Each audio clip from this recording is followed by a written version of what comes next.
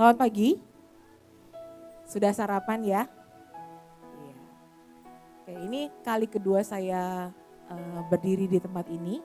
Yang di belakang mungkin boleh majuan ya. Jadi biar lebih dekat sama teman-teman di sebelah kanan sebelah kirinya.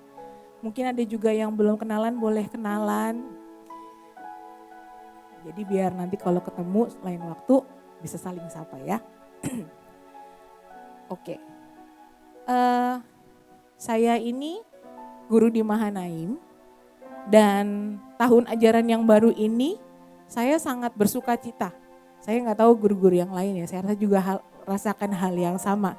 Kenapa? Karena tahun ajaran ini setelah 3 tahun kita cuman dapat anak-anak datang itu hanya 50% mungkin sekelas ya. Tapi mulai tahun ajaran ini semua anak-anak bebas masuk.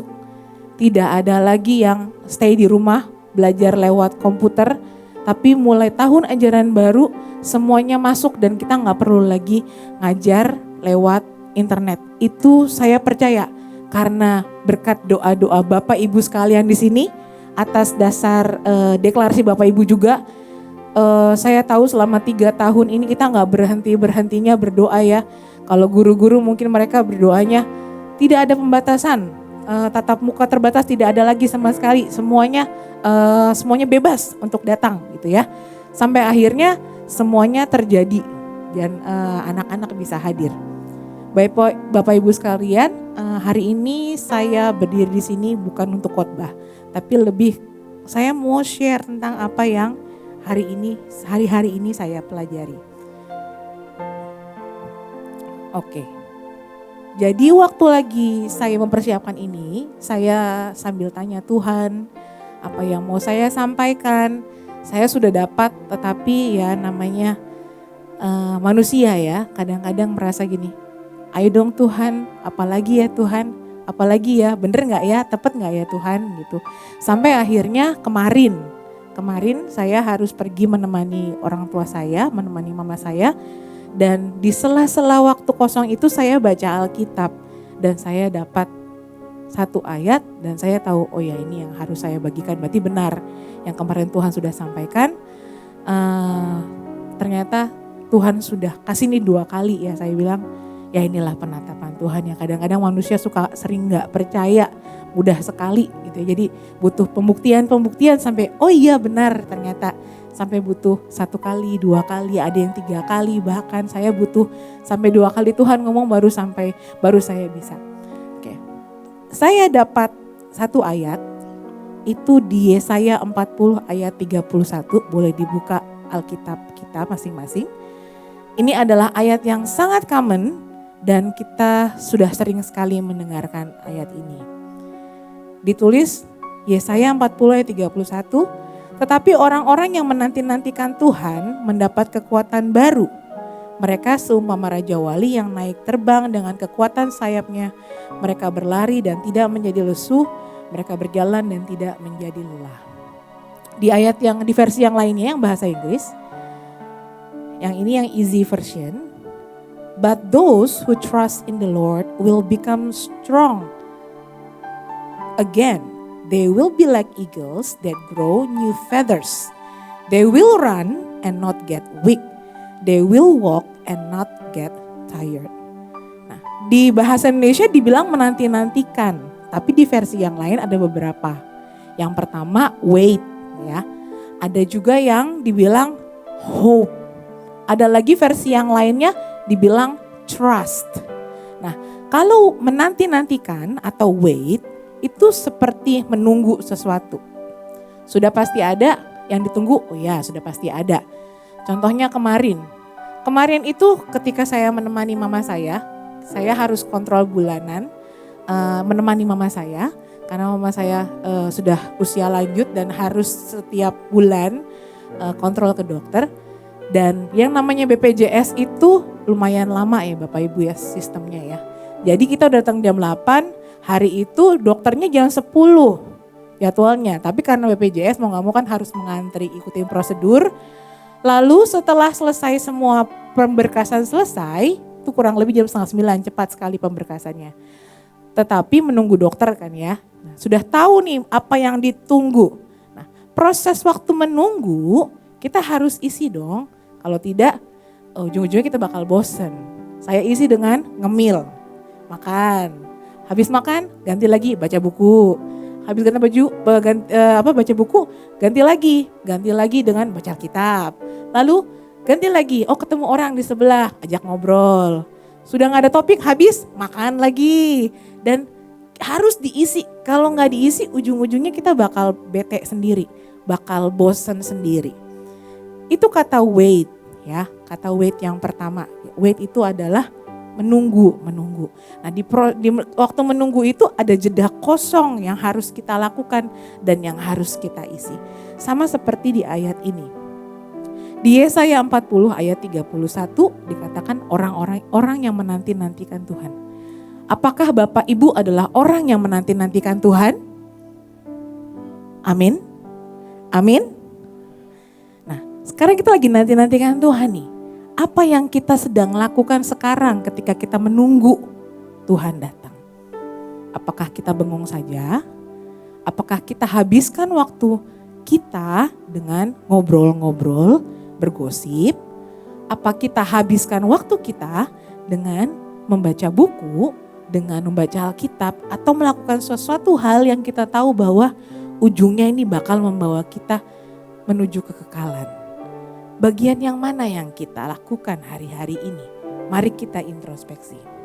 Yesaya ini Bapak Ibu ditulis pada saat Nabi Yesaya sendiri ini sudah berusia lanjut. Nabi Yesaya ini adalah nabi dari keturunan bangsawan. Kalau dari keturunan bangsawan berarti artinya segala sesuatunya dia punya ya. Sangat kaya. Dia punya segala yang dia butuhkan. Tapi hari itu tiba-tiba Yesaya yang umurnya 25 tahun, ada di sini yang usianya 25 tahun? Tidak ada. 26 deh, 26. Gak ada juga. Ya sekitar itu deh, 25, 26, 27 ada? Ada, oke ada ya. Nah kayak abang di sana itu ya, abang di sana usianya 20 berapa? 26, 27, 26. Iya, raja ya. Oh 25. Sama dong sama saya ya 25. Oh enggak. 25 tahun. Waktu saya umur 25 tahun. Tiba-tiba dia mendapat pewahyuan. Dia lihat suatu visi. Dan itu visi yang membuat hari itu dia merasa sangat berdosa dan gak layak. Yang dia lihat itu adalah Tuhan. Dengan jubahnya yang menjuntai panjang. Lalu tiba-tiba hari itu dia sangat tahu diri dan dia merasa aku gak layak, aku harusnya mati. Karena zaman dahulu tidak ada yang boleh bisa melihat Tuhan Allah. Tapi hari itu Yesaya dia dapat penglihatan untuk bisa lihat Tuhan dengan jubahnya, dengan dia duduk di tahta.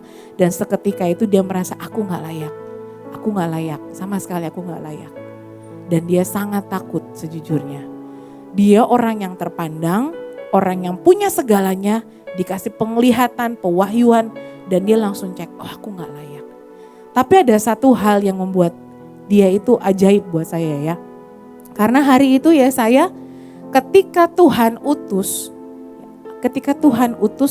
dan panggil, saya bukannya mundur. Tapi di situ dikatakan bahwa Yesaya berkata, ini aku Tuhan, utuslah aku. Setelah dia lihat Tuhan, dia melihat semua kesalahan yang ada di bagiannya dan dia merasa berdosa, itu tidak menghentikan dia. Tapi ketika Tuhan utus dia bilang ini aku, utuslah aku. Wait, di terjemahan yang lainnya, itu artinya adalah occurrence. Occurrence itu artinya kalau anak-anak zaman sekarang bilangnya happening, ini lagi happening banget nih gitu. Happening atau exist artinya selalu ada. Jadi ketika waktu kita menunggu Tuhan, bisa gak kita terus selalu tersedia, selalu ada. Buat apa? Ya entah buat apa. Hari ini sedang ada apa? Oh ada doa bangsa-bangsa, ya tersedia, ada. hari ini sedang apa ya? Oh, sedang puasa Daniel. Tersedia, ada di situ, selalu ada di situ. Saya lanjutkan. Ketika Yesaya ini ditulis, ini terjadi pada saat bangsa Israel dibuang ke Babel. Bapak Ibu yang namanya kita, kalau kita suka jalan-jalan, anggaplah jalan-jalannya ke tempat yang kita nggak terlalu biasa ya dengan makanannya ya. Misalnya kita diajak pergi ke India, ya kemarin hari Sabtu ada yang baru kesaksian baru dari India ya. Ini bukan untuk peperangan ya, untuk jalan-jalan misalnya ya. Andai kan di situ di India ada tempat yang sangat bagus, sangat indah, tapi percayalah, kalau kita ke sana, kita pun gak akan mau lama-lama. Mungkin kita ingat gini, wah kok makanan India begini-begini semuanya ya. Keri aja semuanya. Semuanya serba kari. Gak ada yang lainnya. Terus tiba-tiba kita ingat, aduh sate ayam. Aduh bubur ayam gitu ya. Rasanya pengen cepet-cepet balik lagi ke rumah. Itulah yang dirasakan sama bangsa Israel hari itu. Ya mungkin lebih parah. Kenapa? Karena mereka harus diasingkan selama 70 tahun. Bayangkan 70 tahun. Itu sama aja dengan seusia umur manusia. Setelah itu mati ya. Kalau misalnya kalau dapat lebih ya berarti itu bonus dari Tuhan sendiri. 70 tahun. Kenapa? Karena harus mereka lewati. Kenapa harus mereka lewati? Karena bangsa itu selama 19 raja yang memerintah mereka. Mereka harus up and down dengan dosa mereka, dengan ketidaktaatan mereka. Dan sampai akhirnya mungkin Tuhan gemes sendiri ya. Tuhan gemes dulu udah 19 raja ya. Masih aja gak taat ya. Dari sampai akhir sebelumnya itu bangsa Israel udah dicerai-beraikan semuanya. Sampai tinggal satu bangsa dan tetap aja masih tidak mau taat, akhirnya Tuhan pilih dibuang hari itu. Maka bangsa Israel hari itu harus dibuang. Dan Yesaya sejujurnya ketika diutus itu sudah tahu apa yang akan terjadi sama Yesaya sendiri. Yesaya sudah dikatakan begini, bahwa bangsa ini akan menolak engkau. Bayangkan Bapak Ibu. Bangsa ini akan menolak. Gimana ceritanya kita ya bicara di depan dan orang-orang menolak kita. Mungkin kalau sekali masih gak apa-apa gitu ya, santai, kebas-kebas aja. Besok masih ditolak lagi, oh ya udah gak apa-apa lah, anggap aja angin lalu. Ketiga kali, keempat kali, saya rasa mungkin itu akan kenapa-napa sama kita kalau kitanya juga gak beres dan gak punya keinginan yang teguh dan gak tahu panggilan kita apa. Tapi Yesaya sangat tahu panggilannya dia apa untuk bangsa ini. Dia tahu dia dipanggil sebagai nabi untuk memberitakan kebenaran. Maka ketika orang-orang menolak dia, tidak satu kali pun dia mundur dan berhenti untuk memberitakan firman Tuhan. Jadi kalau menurut tafsiran di Yesaya 1 sampai 30 sekian, itu ceritanya adalah tentang teguran, ditegur gitu ya dengan semua yang Tuhan mau ya. Tuhan masih punya iman bahwa bangsa ini akan balik lagi. Tapi setelah teguran demi teguran dan enggak bekerja sama sekali, ya udah dibuang. Tapi Tuhan itu tuh seperti ketika saya baca ini, saya cuma ngerasa kayak mama gitu ya, kayak mama. Kenapa kayak mama? Ya mungkin mama atau orang tua lah ya. Yang seperti ini, ketika anaknya salah, tahu nih anaknya salah. Dan tahu juga anaknya harus dihukum, maka dihukum. Tapi di sisi lain, ada rasa sedih di hatinya melihat hukuman yang diberikan. Ada kesedihan yang melihat, waduh kasihan sekali anakku ini kok harus dihukum ya. Sehingga Tuhan kirimkan cara yang lain ya, ini adalah memberikan Nabi Yesaya. Dan di ayat 40 sampai seterusnya itu isinya adalah memberikan pengharapan-pengharapan. Kamu bisa, kamu pasti kuat, kamu bisa lalui ini, isinya itu adalah seperti tepukan. Bisa-bisa gitu ya. Kadang-kadang kan kita kalau punya teman dekat dan kita cerita, aduh aku capek, aku ini, aku itu dan sebagainya. Teman kita bisa tepuk pundak kita, dia bilang bisa, kamu bisa. Nah itu seperti itu rasanya. Tuhan memberikan pengharapan lewat Nabi Yesaya. Dan ajaibnya Nabi yang ditolak berkali-kali ini terus ada sampai dia selesai, atau di sini di yang artikel yang saya baca, dia selesai sampai pensiun, artinya dia menyelesaikan tugasnya sampai akhir, ya, sampai Raja Manasye itu bertobat.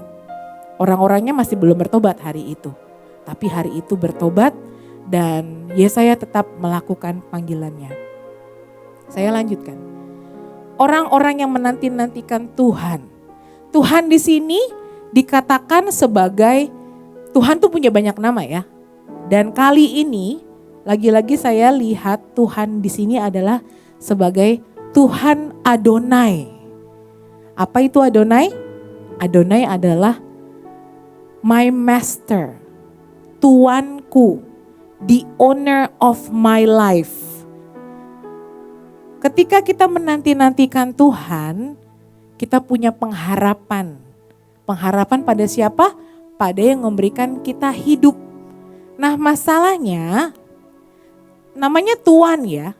Tuhan bisa komen atau memerintahkan apapun sama kita. Seperti bangsa Israel ini, Tuhan bisa komen, kamu dibuang, kamu disingkirkan, kamu disesah, kamu digosipin, kamu dikata-katain atau apapun itu, we can name it. Tapi bisa enggak kita punya percaya? Ketika kita menanti-nantikan, kita punya percaya sama Tuhan. Bahwa Tuhan itu adalah Tuhan yang baik buat kita.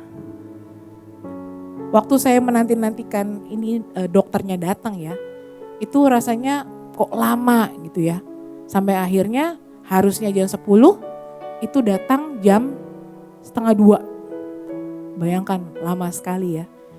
Tetapi setelah dokternya datang dan pemeriksaan selesai, semuanya selesai, itu rasanya ada plong. Ada rasa plong. Rasanya enak gitu ya. Nah itulah nanti ujungnya seperti itu. Kita gak pernah tahu waktu nunggu kita ketemu apa. Kita gak tahu, oh ternyata diperpanjang waktu tunggunya. Atau ternyata malah lebih singkat lagi. Kita gak pernah tahu ujungnya di sana ada apa. Saya hari itu pergi ke Lombok sama teman-teman saya. Hari itu kita mau pergi ke satu bukit ceritanya. Bukitnya ini jauh sekali. Nah udah kita naik motor hari itu hampir 2 jam naik motor. Terus tiba-tiba nyampe dan yang kita lihat adalah bukit. Cuma bilang gini, yakin nih udah capek lo badan naik motor. Yakin kita mau daki? Dengan badan sekecil saya ini ya, untuk mendaki itu rasanya kayaknya impossible is nothing. Hari itu saya sejujurnya melimitkan diri saya, enggak, saya kayak nggak bisa. Saya akhirnya mikir gini, pulang aja yuk, pulang gitu. Terus saya bilang, sayang kita udah jauh-jauh sampai sini, masa kita nggak mau sih? Akhirnya saya dan teman-teman saya pilih untuk coba naik. Saya naik, sejujurnya saya nggak tahu di balik bukit itu ada apa. Ya istilahnya tuh kayak apa ya? Ya ini aja, guessing game ya, tebak-tebak berhadiah. Nggak tahu ujungnya nanti apa. Jadi saya jalan, itu jalannya bener-bener yang cuman batu, terus slippery gitu ya, licin, tanah liat. Untungnya nggak hujan, jadi masih bisa ditapakin. Lalu saya naik. Nah setelah tinggal sedikit bukitnya kelihatan, saya penasaran, saya lari, terus yang saya lihat itu pemandangannya indah banget. Pemandangannya adalah pemandangan samudra. Jadi bukit lalu bawahnya samudra. Wah buat saya itu kebayar sekali. Sama seperti menanti-nantikan Tuhan. Mungkin jalan yang kita lewatin gak enak, terjal. Mungkin kita harus ngelewatin pengasingan. Mungkin kita harus ngelewatin didiemin. Mungkin kita harus ngelewatin, kita kerja terus, yang lainnya mungkin kesana kesini doang. Itu perasaan kita.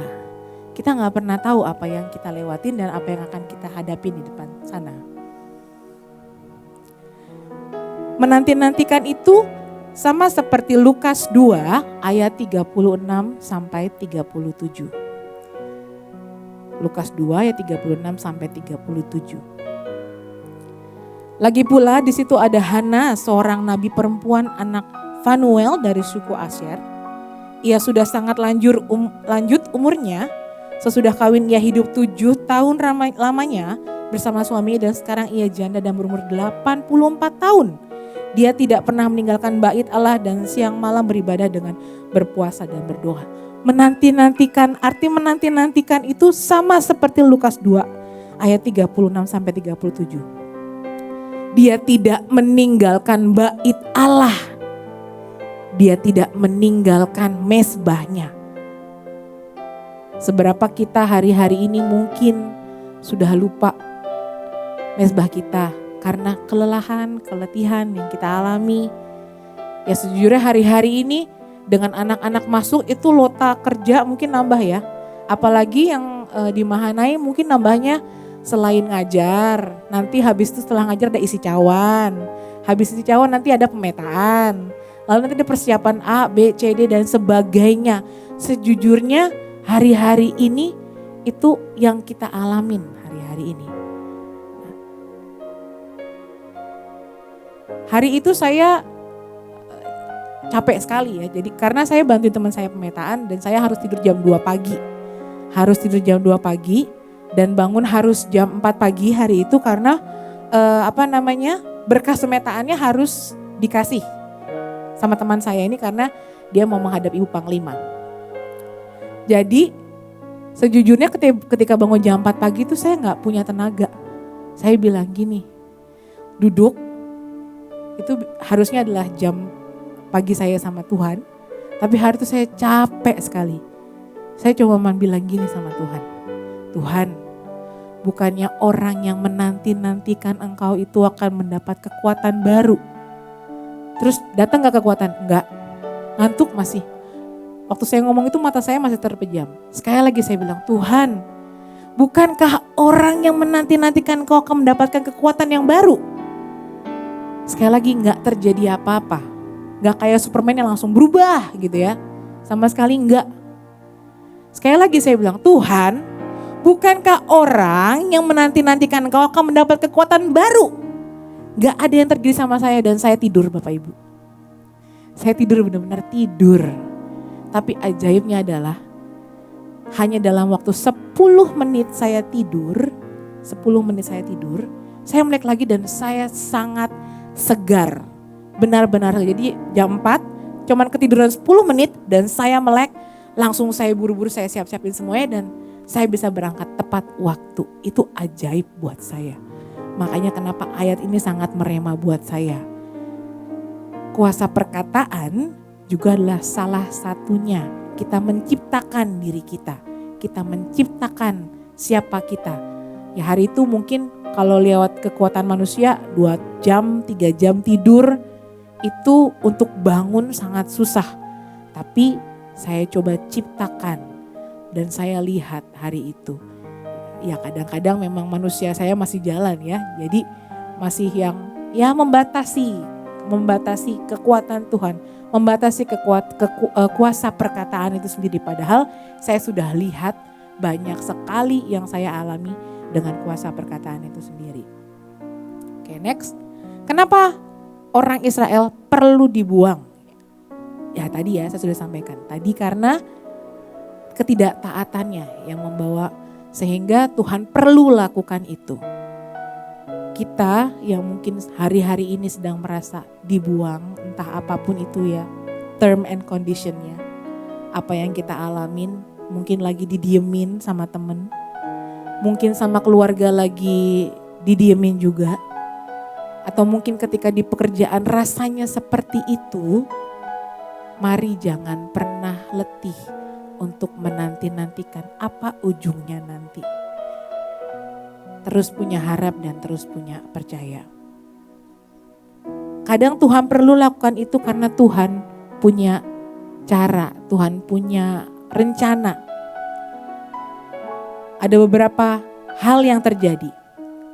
Waktu Israel harus keluar dari Mesir, mereka keluar dari comfort zone mereka. Lalu yang terjadi adalah keluarnya hukum Taurat. Bahwa tidak ada lagi penyembahan berhala hari itu. Salah satunya. Lalu dengan adanya pembuangan ini, ternyata mau gak mau ada desperate dari mereka sendiri yang keluar sehingga menghasilkan mereka gini, aku butuh Tuhan.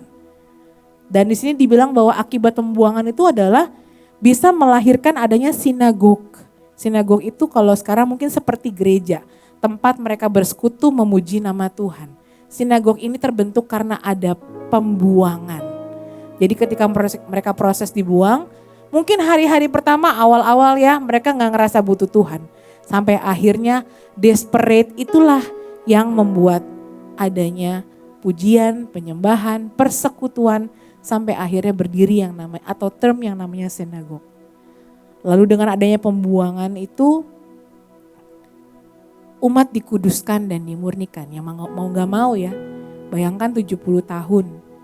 Kalau bangsa Israel harus jalan 40 tahun, ini masa pembuangan 70 tahun. Sudah sangat desperate kali mereka ya. Sehingga ya yang mereka cari ujung-ujungnya cuma Tuhan yang bisa menyelamatkan mereka. Sehingga bangsa ini, satu generasi ini adalah generasi yang kudus dan juga generasi yang dimurnikan. Kembali lagi ke ayat Yesaya 40 ayat 31.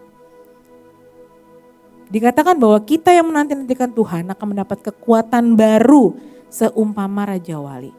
Kenapa Tuhan sering banget menjadikan Raja Wali ini sebagai contoh gitu ya, perumpamaan. Kalau menurut Alkitab kata Raja Wali sendiri itu dikeluarkan 38 kali dibandingkan burung yang lainnya ya. Ada burung merpati gitu ya. Tapi burung Raja Wali ini sampai tampil 38 kali. Kenapa? Karena ini ada banyak karakter dari Raja Wali yang ajaib. Yang pertama, burung Raja Wali ini punya 2 selaput. Jadi kalau kita manusia itu kan butuh berkedip ya, butuh berkedip. Jadi waktu kita ngelihat, misalnya saya melihat ke belakang, saya mau mengambil tuayan di sana ya. Saya mau mengambil tuayan, maka yang harus saya lakukan adalah saya harus berjalan dan saya buka mata saya, betul ya? Tapi karena saya manusia, maka saya butuh mengedipkan mata saya. Nah, kalau saya mengedipkan mata saya, apa yang terjadi? Bisa banyak yang terjadi. Misalnya, tiba-tiba ada yang mengambil tuayan itu karena saya jauh letaknya. Ya, karena saya mengedipkan mata saya nggak bisa fokus. Tapi kalau Raja Wali itu berbeda, Raja Wali itu punya mata selaput yang bisa menghapus jadi kayak matanya itu nggak perlu mengedip. Karena selaputnya itu yang bisa gerak sendiri dan menghapus debu-debu sehingga matanya bisa selalu fokus pada target. Dan mata Raja Wali yang normal itu adalah 5-8 kali lebih baik daripada mata manusia. Lebih tajam daripada manusia. Dan Raja Wali itu bisa melihat ke depan dan ke samping. Gitu ya. Kalau kita kan sedikit ya, kalau Raja Wali itu benar-benar pandangannya luas. Pandangannya luas tapi bisa fokus. Tuhan mau kita seperti itu, mau seperti Raja Wali. Kita bisa punya fokus. Apakah fokus kita sekarang? Apakah fokus kita Tuhan? Apakah fokus kita hanya keuangan saja? Apakah fokus kita hanya keluarga kita saja? Mari kita fokuskan hidup kita hanya sama Tuhan karena cuma Tuhan yang bisa membantu kita. Lalu usia Raja Wali itu, saya baru lihat ternyata yang paling tua itu ada sampai 120 tahun Bapak Ibu. 120 tahun. Terkuat, salah satu burung yang terkuat. Yang saya pelajari dari Raja Wali ini adalah Raja Wali itu tidak pernah lari dari badai. Yang dilakukan malah dia cari badai. Bayangkan ya, kalau kita menghindari masalah, kalau dia cari-cari masalah. Dia tidak pernah menghindari badai. Kenapa? Karena cuman badai yang bisa membantu Raja Wali untuk terbang. Namanya terbang dengan wind thermals. Jadi ada angin yang berputar, dia cuman kayak nyemplung, dia akan naik sendiri dengan mengembangkan sayapnya. Itulah kita, harusnya kita seperti itu. Kita itu tidak membutuhkan, bukan tidak membutuhkan, maksudnya yang kita lakukan adalah kita punya semuanya, tapi kita butuh bantuan angin untuk kita bisa terbang. Angin itu adalah Roh Kudus itu sendiri. Kalau mau terbang nggak bisa sendiri, kita butuh Roh Kudus untuk bantu kita. Dan yang membuat Raja Wali itu sangat spesial adalah dia itu punya waktu yang tepat. Kapan dia harus meluncur terbang. Jadi dia gak bisa suka-suka, oh ya per 5 menit, per berapa menit. Raja Wali adalah termasuk burung yang bukan burung suka terbang. Ya mungkin kayak burung pipit terbang ke sana ke sini gampang. Raja Wali tidak. Dia akan lihat kapan musimnya, kapan saya harus terbang. Satu lagi yang saya pelajari dari Raja Wali itu adalah Raja Wali itu punya pilihan sama seperti kita. Pada usianya 30 atau 40 tahun itu adalah masa di mana paruhnya itu sudah sepanjang dadanya. Sehingga dia akan kesulitan untuk hunting, untuk untuk berburu ya, dan untuk mencabik-cabik makanannya untuk makan. Pilihannya adalah 2. Yang pertama, dia mau begitu aja, tapi ujungnya dia pasti akan mati. Karena paruhnya makin panjang, dia akan kesulitan untuk makan. Dan bulu-bulunya itu akan membebani dia untuk terbang, akan tambah berat, tambah hari tambah berat. Sehingga dia gak bisa punya kemampuan terbang yang sangat baik dan ujungnya dia kelaparan dan mati. Atau yang kedua, ketika di usia itu dia pilih untuk naik ke tempat yang tinggi, mengasingkan dirinya, lalu dia mulai patuk-patuk paruhnya sampai dibuat pendek lagi. Lalu kalau sudah terbentuk paruhnya baru dia cabut-cabutin bulunya dengan semua kesakitannya. Dan akhirnya dia bisa memperpanjang hidupnya. Ada yang bahkan hidup sampai 120 tahun. Itu adalah elang tertua yang pernah didapati. Bald eagle itu ada sampai 120 tahun. Pilihan ada di tangan kita. Coba mari buka tangan kita. Bilang sama tangan kita nih, pilihan ada di tanganku. Mau pilih yang mana? Kita mau pilih fokus sama Tuhan ketika kita menantikan Tuhan, atau kita fokus sama yang lainnya. Yang dunia mungkin sudah tawarkan dan itu mungkin lebih nikmat, lebih nyaman. Dibuang itu pasti gak enak. Tapi Tuhan punya rencana yang baik. Mari terus nantikan Tuhan. Awalnya ujungnya sebenarnya adalah penghakiman. Ya. Awalnya penghakiman. Tapi sekali lagi, Tuhan itu adalah Allah yang penuh kasih. Tuhan adalah Allah yang maha pemurah. Dia gak mau kasih kita penghakiman. Tapi dia sebenarnya sangat ingin kita semua terima karunia keselamatan. Oleh sebab itu, jangan lelah untuk terus menantikan Tuhan. Kita gak pernah tahu kapan Tuhan ada. Tuhan hadir lagi untuk kedua kalinya dan mengangkat kita di awan-awan. Tapi mari nantikan Tuhan terus eksis, ada aja di setiap acara. Ada aja apa yang lagi kegerakan ini lakukan. Ada aja, selalu ada. Menantikan itu selalu ada. Penuh pengharapan sama Tuhan. Dan ujungnya kita akan terima kekuatan baru. Amin Bapak Ibu. Amin. Mari kita tutup mata.